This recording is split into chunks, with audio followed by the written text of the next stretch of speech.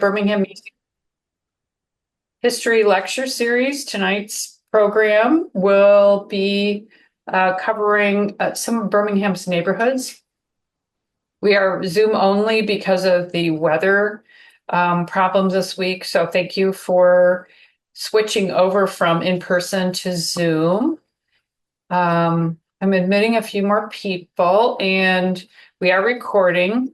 And we want to invite everybody to hold your questions to the end of the program so that we have a chance to present what we have to talk about first. So there's a few more people that I'm inviting in. And I think that's pretty much everybody. We won't be able to monitor the chat during the time we're talking, but we will, when we're done, we'll be able to see anything that you want to put in the chat as your questions, and we'll respond to that. So let me introduce myself. I'm Leslie Pielack. I'm the Birmingham Museum Director. I've been with the museum for quite a number of years now, and I can assure you that neighborhoods come up on a regular basis. There might be some of you who are disappointed because we are only going to be talking about 3 sample neighborhoods, and we're not going to be going into depth because that's not possible in a presentation like this. We'll be kind of touching on some highlights, just kind of giving you a sense of the character of those neighborhoods and what their history is about. With me tonight is Chelsea Hunter from the Birmingham Museum. She is going to be taking part of the presentation, so we're going to toggle back and forth, or sort of tag team presentation, and hope that works for you. Let's see if there's anyone I need to admit. I think everyone is in. Looks like it. Okay.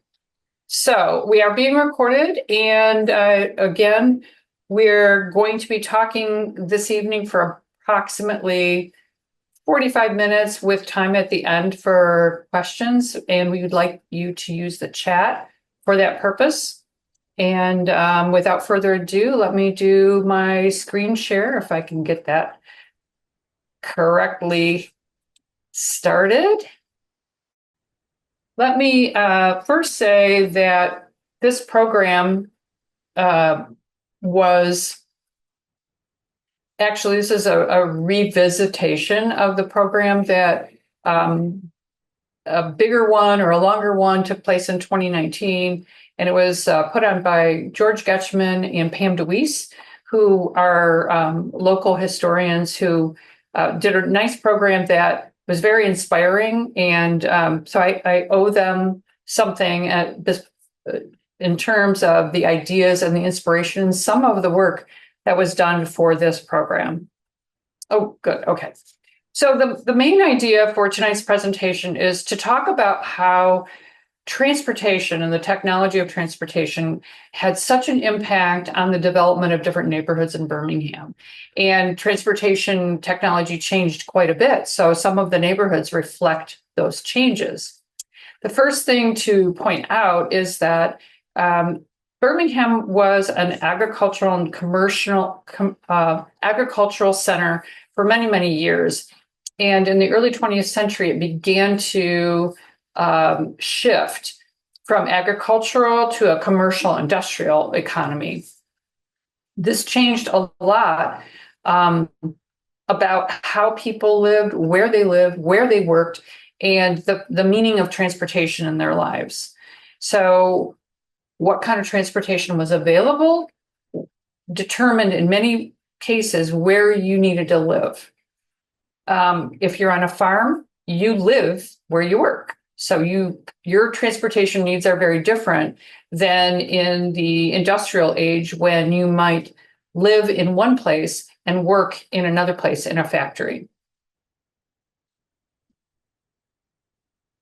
So the first neighborhood that I'm going to talk about tonight is Residence Park. It's also known as Little San Francisco these days. And that name, it turns out, was not its original name or even a very old name, but a a nickname that it got actually in the last 20 years or so. And it's because of some of the hills and the way that the houses are sort of perched on the hills, that's reminiscent of some of the streets of San Francisco. And apparently that is the reason it's called Little San Francisco. But its real name and its historic name is Residence Park. So Residence Park was developed in the former site of what was known as Electric Park. And if you look at the slide, the leftmost little map shows Birmingham in the latter part of the 19th century. And you can kind of see this undeveloped area between what we would think of now as kind of the two Woodwards. And that is the area that became Residence Park. The next map over shows it after it was developed with streets, and you can see how it looks in context. And there is an image of the DUR on this slide for a very good reason. The light rail that came right through downtown Birmingham, which was called the Detroit United Railway, had everything to do with why Residence Park was developed where it was and what they were trying to do with it. And so I will also want to show you that the advertisement that kind of shows this image of the street in Residence Park and, you know, how curved it is and how wooded it is. And that was all part of the appeal at the time that it was being developed, which was in the actual, they started working on this around 1910, 11. And by 1913 is when the actual streets were platted and so forth. So here's a slide that has a couple of interesting pieces on it. In the left, I know it's not very legible, so I'm going to read it for you just so you know what it says. But this was from a newspaper clipping about Residence Park. Quote, "There's nothing we know of in this part of the state, just like this beautiful little residential park. The big trees alone would seem to be sufficient attraction, but with the winding roads, rolling ground, the river, and valley in the foreground, Birmingham may well be proud of this addition to its many charming home sites." And that is from the Birmingham Eccentric in 1915. In the middle, you can see a little bit more detail on how the streets were laid out. And you can see also, I think, that this is a very self-contained neighborhood. Now, we're used to thinking about suburbs and neighborhoods in a completely different way. This was a new way to think about housing. Because up to that point, property was purchased, you put a house on it, maybe it was a farm, maybe if you were buying in the city, it was a lot. People bought lots individually, usually, or, you know, if you were in an urban environment, there might be row houses or something, and you would buy individual row houses that had been built. But this idea that a whole neighborhood was sort of being developed as one unit, that was kind of new. And then the last photo on this slide shows Brookside Drive. This was the first house that was built in Little San Francisco, and it was shown in the advertisement for it as a promotional mechanism. Prior to when it was being platted, but nothing had really been built yet, there were a couple of articles. This is one that showed some house styles that a particular architect named John McMichael was being promoted as the architect for Residence Park. And these three homes, had been built in Chicago. So they used these photos in the article to show people these are the kind of homes that we're going to put in Residence Park.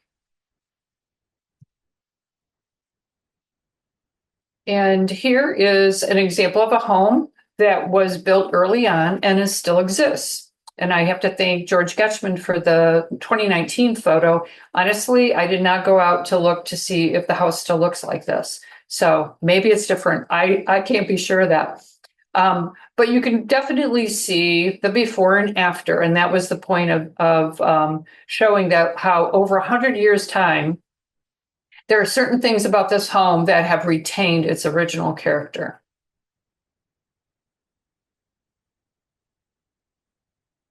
So the big point to be made about Residence Park, I mentioned the DUR earlier, is that it was designed before the automobile industry was putting an automobile in every single person's home. And that's why the houses were not usually designed with garages, because it was before the garage era. It was before garages were even a thought, in most people's minds. And so the lanes are narrow. Why?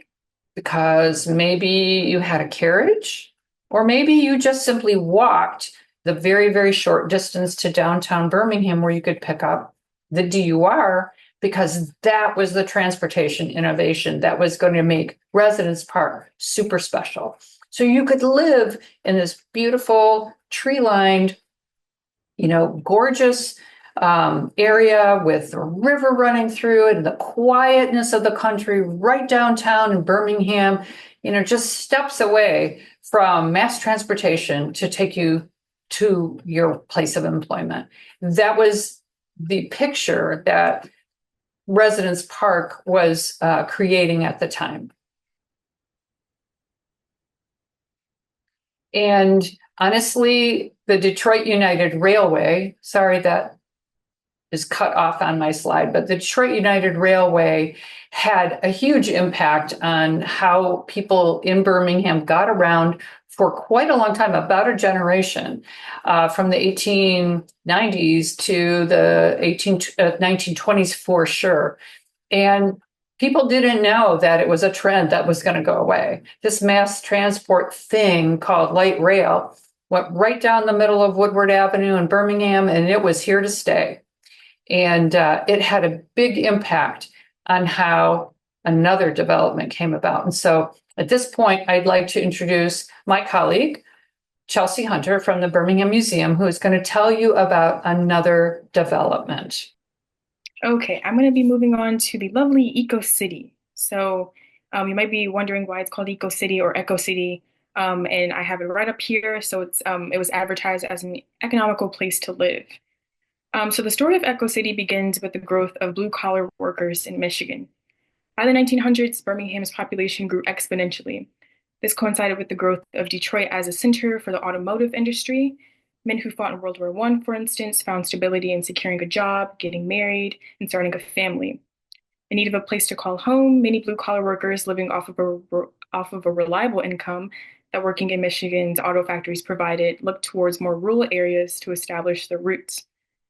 Because of improvements in transportation, because of the Detroit United Railway, people were no longer forced to live in busy cities they worked in. They can now travel from the city to the rural areas where subdivisions were being built. And as a result, the post-war era was met with huge housing demands. And I just want to point out on the right here, this is another map showing the Detroit Urban Railway, like the route. So you can see it goes all the way from Detroit down here, and then all the way up to Pontiac, and Eco City and Birmingham were like somewhere in the middle here. Okay, oh, I'm just gonna move this. Okay, so on this slide, I wanted to show you some maps. I thought it would be really cool to kind of show the progression of the area that would eventually become Eco City. So in 1916, this area was owned by Stanley, or the Stanley family. And then in 1920, it was owned by J.J. Alger. And then in 1921, that's when the Lineback Humphreys Development Company bought around like 100 acres of land. And then you can see from this map, they started to plan out the subdivision, which at the time was called the Woodward Avenue subdivision. Okay. So the Lineback Humphrey Development Company began around 1916 after Rex Humphrey, who worked as a real estate agent, entered into a partnership with Harry Beneville Lineback, who had worked for a manufacturing company. Lineback would become the company's president and Humphrey the company's secretary and treasurer. In 1921, Lineback Humphrey started out with 100 acres and began constructing a subdivision advertised as being situated in the middle of Pontiac and Detroit. Part of the allure for the subdivision was its proximity to the Detroit Urban Railway, a company that operated rail cars and interurbans across Southeast Michigan. This was a good advertising tool, as it was stated in the eccentric newspaper that around three-fourths of the men who owned homes in the subdivision actually worked in Ford factories. To make their plan become a reality, Lineback Humphreys applied an industrial assembly line system to build houses.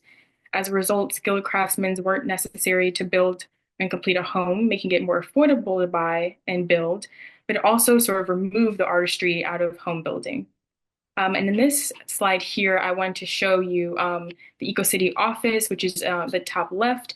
And then down here on the bottom left, here is a picture of Bird Avenue. And I can't remember which year it was taken, but you can see at the time they had quite a bit of homes built already. But in this picture and also on the right here, you can see that they didn't really have good sewage. So you just had like puddles of water and it was just really muddy. So at the very beginning, it was really just homes and land, but it would obviously become more of a developed city later on. And then here in the middle, here's an advertisement for the subdivision. Okay, so the Lineback Humphreys used the method of vernacular architecture to construct the subdivision. However, they weren't the first development company to use this method. Vernacular architecture used standardized materials and techniques to build ordinary single-family homes for subdivision tract housing. Homes modeled by Lineback Humphrey were minimally furnished or unfurnished and usually had four rooms, two closets, and no bathroom. Instead, each home would have a privy outside when the homes were first developed, or because when the homes were first developed, and a while after, the subdivision wasn't connected to a sewer system, like you can see in the previous slide there, making indoor plumbing impossible. The prominent architectural style was single-framed bungalow homes, which also reflected the popular style of architecture in the early 20th century in the United States, and also for working-class families. And although not as common, two-story period revival homes were also built for a more fashionable and expensive option.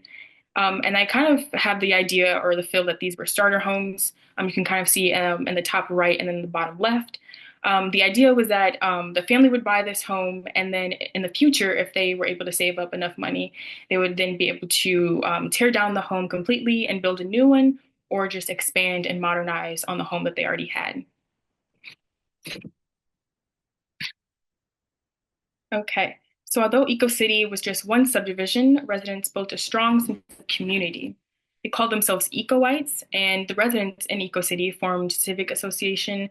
They started their own clubs, had their own section in the eccentric newspaper.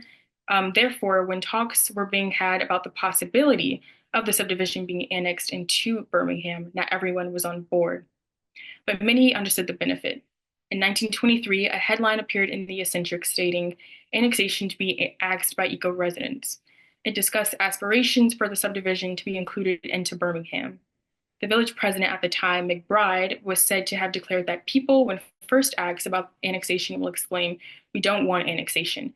It will increase our taxes and we will get nothing in return." While some residents may have believed this, others were optimistic, as annexation would allow them to see public improvements they felt they were entitled to, such as sanitary sewers, sidewalks, paved streets, and the comforts and conveniences of human life or community life. This EcoCity Civic Association claimed they paid as much in taxes as did residents living in the township without reaping the same benefits in their community. The article continues stating Birmingham would also benefit from the inclusion of EcoCity because EcoCity was filled with real taxable property. In 1925, EcoCity residents' fears were realized, however, following a typhoid outbreak. So the outbreak began at Pierce School, which had just opened that same year, unfortunately. And as a result, 15 houses on Ruffner Avenue, which is where I put that star on that map in the middle, were suspected and accused of having poor sanitary conditions and were subsequently blamed for the outbreak. However, after it was found that the source of the bacteria actually came from a water source used for construction, the houses on Ruffner Avenue were absolved of their blame. As a result of the outbreak, all EcoCity residents were required to install water closets connected to septic tanks approved by the Department of Health in Michigan and connected to a storm sewer. EcoCity would have three petition drives for the subdivision to either become its own village or to be incorporated into Birmingham. And you can see why they may have wanted to become a part of Birmingham rather than become their own village. So in the end, the subdivision was annexed into Birmingham in 1926. And again, I'll reference this picture here in the middle showing Eco City being annexed in on April 12th, 1926. And I also included another picture of Refner Avenue.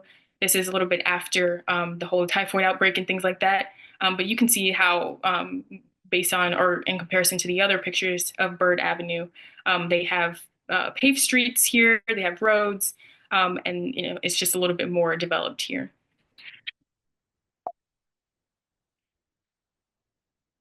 Okay, and I just wanted to talk a little bit about the present.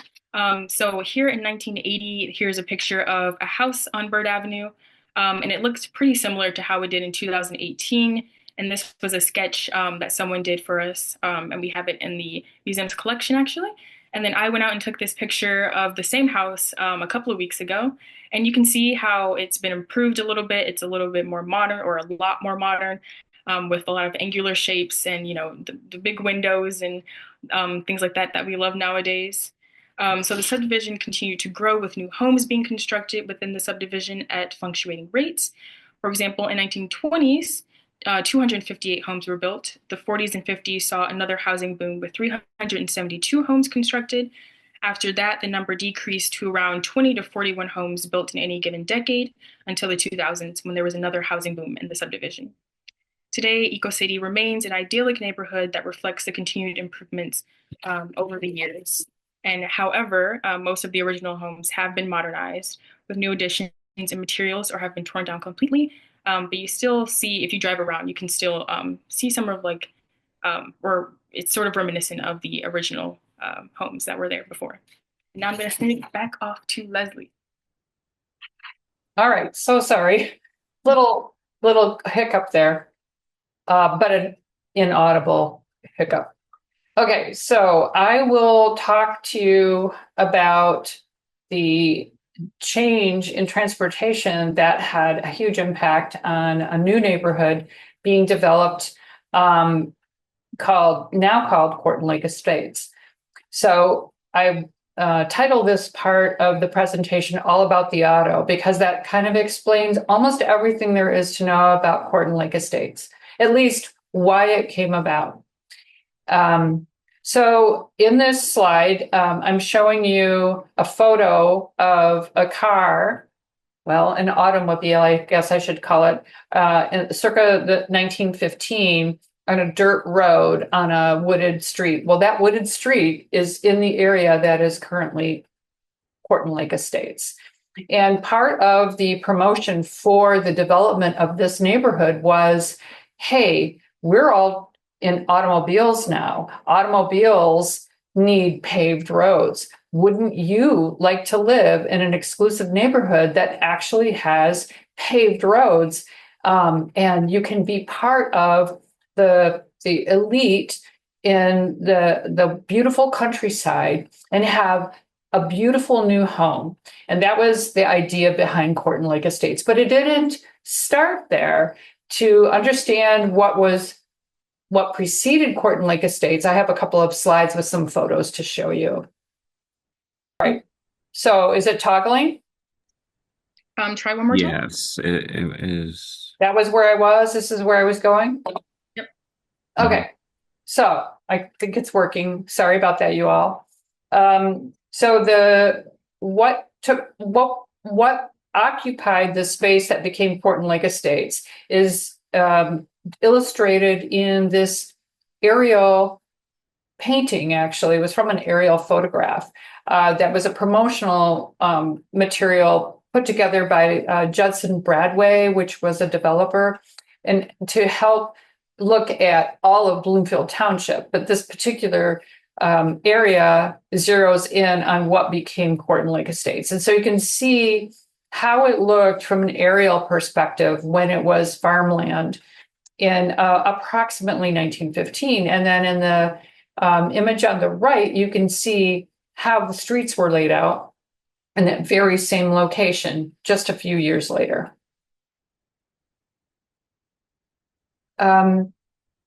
This is a big part of what occupied this space was the Watkins Pony Farm.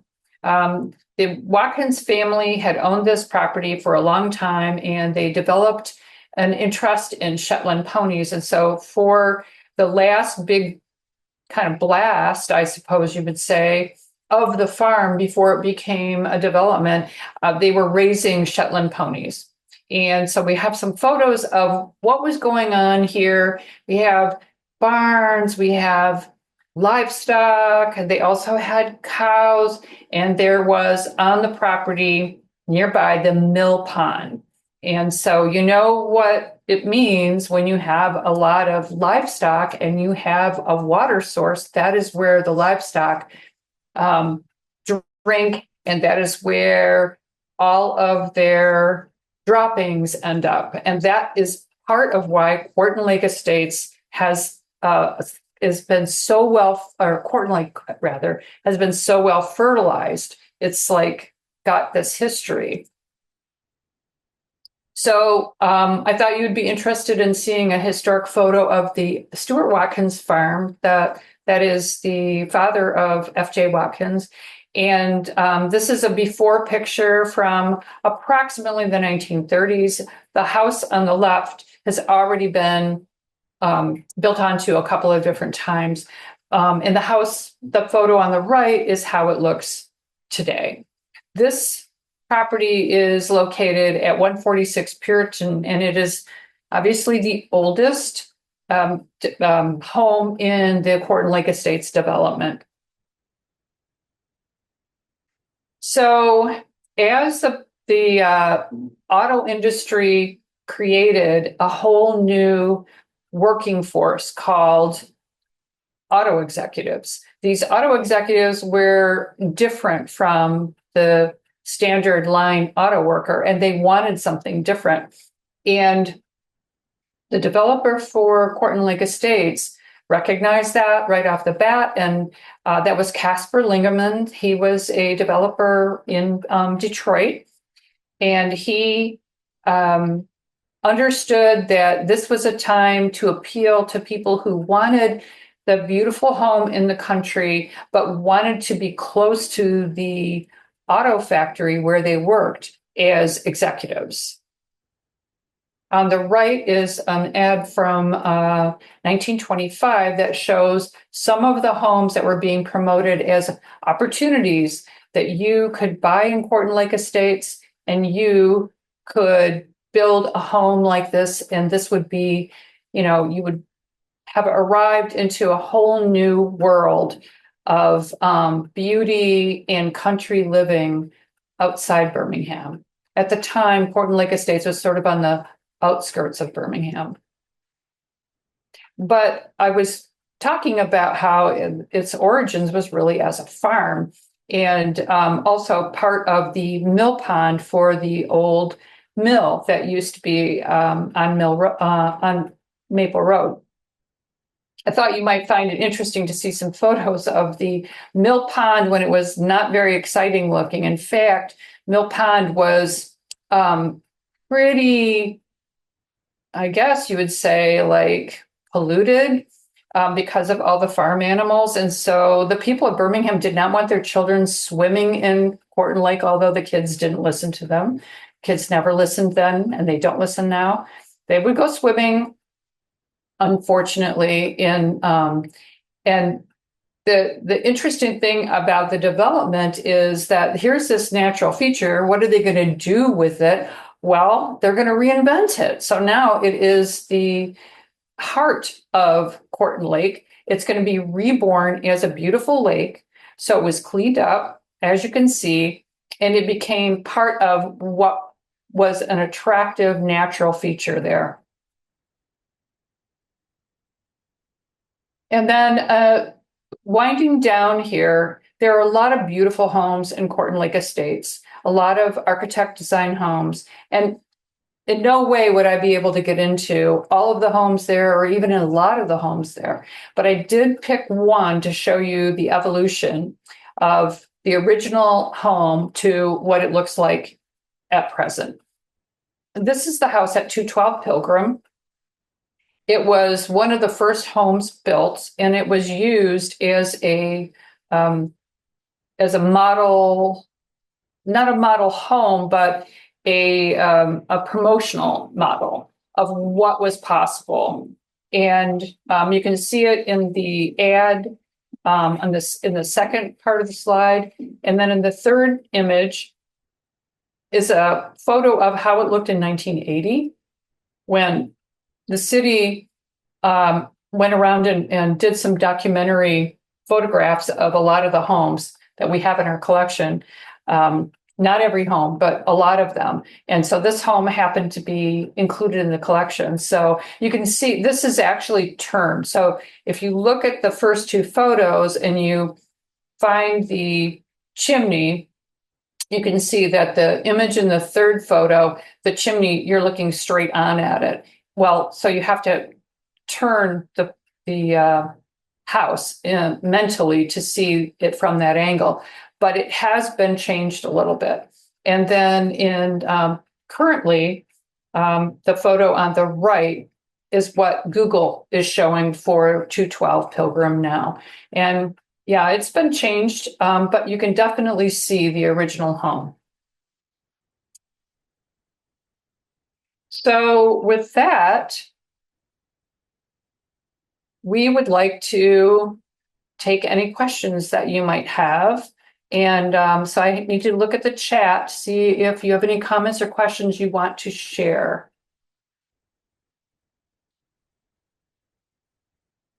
Anybody? I'm not seeing anything in the group chat yet.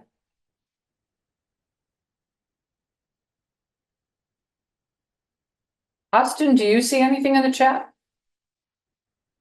Oh, okay. Yeah, there we go. I have one. I have a question that says, was that entire area you showed all of Echo City? So, Chelsea, you want to take that one? If you meant the entire presentation, no, but just the section that I did, yes. So I think maybe I should include or share my screen again. I can bring back up the PowerPoint here, and then I can go back to here. Yeah, so here you have this map does show the entire boundary of Eco City. So right in this blue boundary here.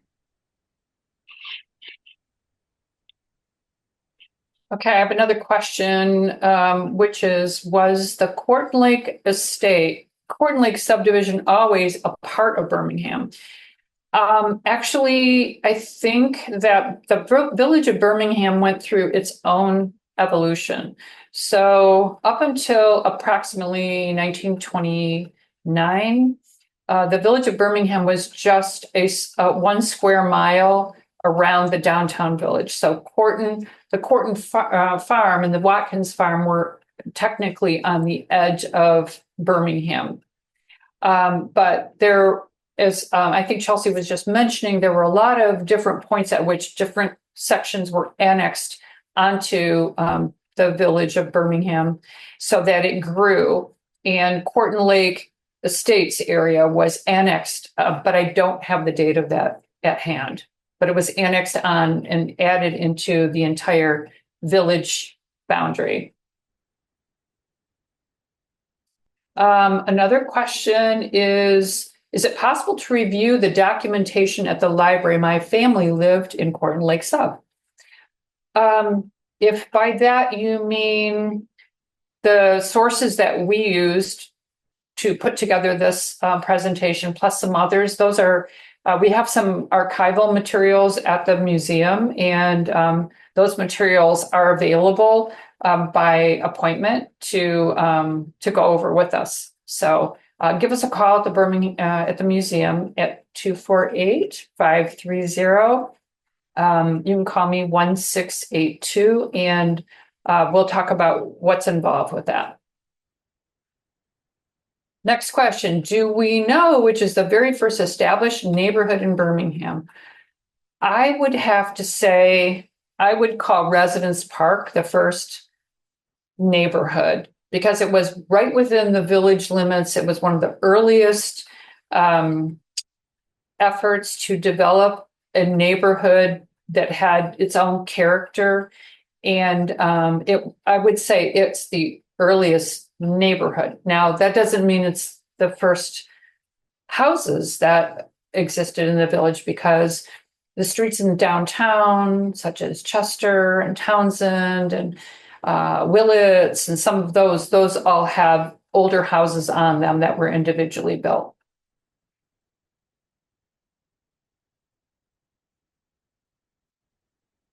Are there any other questions or comments tonight?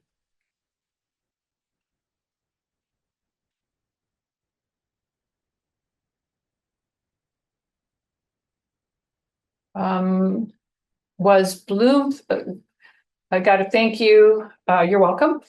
Was Bloomfield Village once a part of Birmingham, or did it just share the post office? I am not exactly sure at this moment, but I know we can answer that question with some time. Bloomfield Village is an area sort of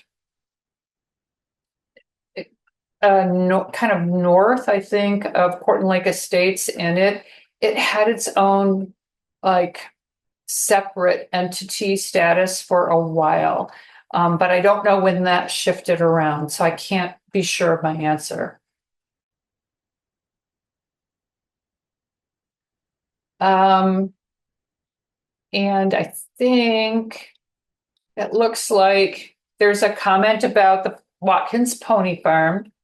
So just for those of you who are pony lovers, the Watkins Pony Farm, they raised Shetland ponies, which was a big fad and trend because Shetland ponies were special. And so the Watkins family, especially F.J. Watkins, began to work with ponies, and they provided ponies for some of the concessions in Detroit. And but that was short-lived. And so by the time the Watkins farm was being sold to become Quarton Lake Estates, ponies were, really not being promoted as heavily and used as much. Actually, ponies were a work animal, and people were changing from large farms with work animals to smaller farms or tractor farms. Are there any other comments before we close for tonight?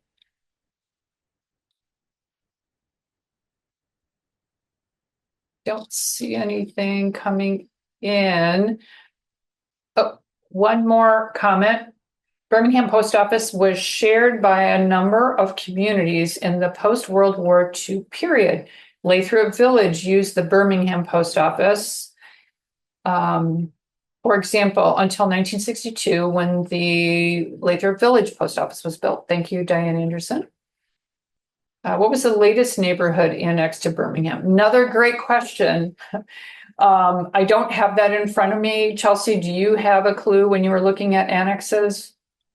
I don't, but now I wish I did. And I wish I had that annexation map, like the bigger version of it, because it's probably on there. But yeah, I don't remember.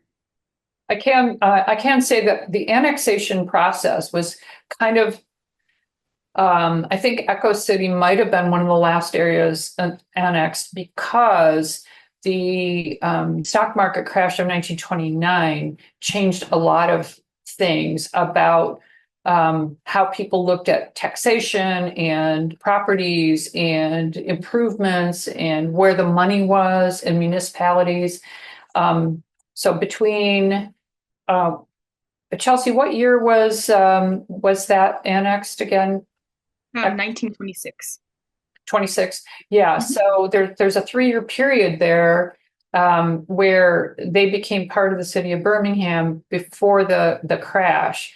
And then after that, banking, all kinds of economic problems occurred. And I know that the residents of the village of Birmingham wanted to become a city because there were advantages, economic advantages to doing that. And they were successful eventually in 1932, and then a charter was drawn up in 1933 and voted on. So that's a pretty short number of years. So I'm going to say, I'm I'm like 75% sure that Echo City was the last annexation.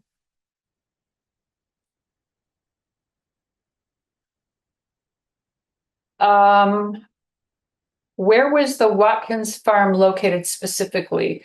Okay, so I don't have in front of me how many acres it was, but the Watkins house that I showed you is on Puritan, at the corner of Puritan and Maple Road. And the farm was on the north side of that. So I hope that helps you get an idea about it. And if you drive down Puritan Road, or even if you use Google, and you kind of Google, you can see the farmhouse is still there at the corner. We have another question about the average cost of homes. That's another one that's escaping me a little bit, but we would be able to figure it out if you wanted to follow up with us. But I know that Quarton Lake Estates, for example, had different areas within the subdivision that when they were platted, there was a deed restriction that required you to build a house of at least a certain value. And I've seen that, and it was like, I remember one of the areas was like $10,000. So at the time, that was, quite a bit of money. So that, and by having those deed restrictions about house cost, they could control the other adjoining property values so that everybody's values were similar. I can tell you that. Other thank yous for the presentation. So you are all welcome. And interesting that Echo City homes originally came without bathrooms. Chelsea, did you want to comment on that at all? Just add any details? Yeah, I mean, I agree. I could not live in a home without a bathroom. But yeah, they focused more so on building like the houses and selling the plots of land rather than, I guess, like all the conveniences and things like that we are used to today. So yeah. All right, and so this is being recorded, and it'll be available on our YouTube channel if you want to check it out. Look for it in the next, I don't know, a couple of weeks. Probably it'll show up there. Or if you have additional questions, you can contact the museum, and we'll talk to you a little bit about what we know. And if you wanted to do in-depth research, we'll tell you how that works. And other than that, hopefully you will stop by the museum to see our exhibit.